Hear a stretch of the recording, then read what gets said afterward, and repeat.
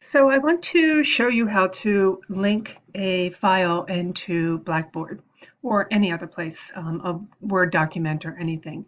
So the first thing you're going to do is put all of your files into a folder in OneDrive. So for example, this is my ESOL 054 course, and these are the files. I have them, I even have sub-files based on the topics.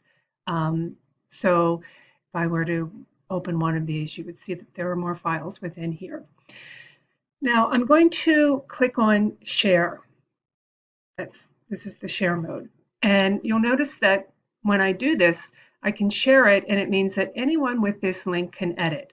Now, if you do not want the document to be edited, and you certainly don't want it to be edited by students, then you can click on the settings and uncheck allow editing and then apply.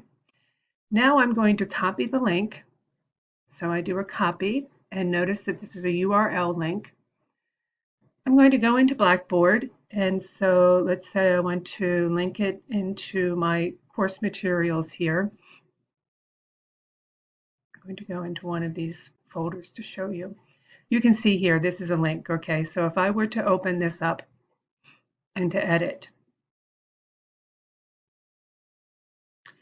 to do a link, I'm going to use this one here, but first I need to be able to see the text. Okay, so I see the text. So let's say I want to link in the file that I just had. I need to have text in here. I'm going to highlight that text, and then I'm going to click on the Insert Edit link.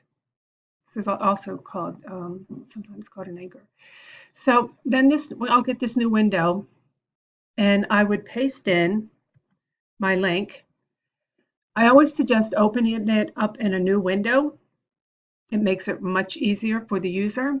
And then I click on Insert.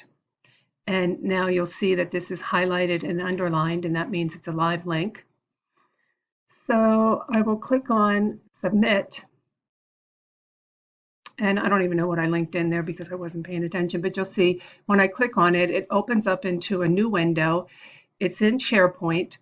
It is not editable by the students or anyone else who has this link. So actually, in my window, it is editable, but when the students open it, it won't be. The reason why it's editable now is because this is my OneDrive. So anytime I open something in my own OneDrive, it will always still be editable. But if you were to open it, you would not be able to edit this document. So that's how you link it in.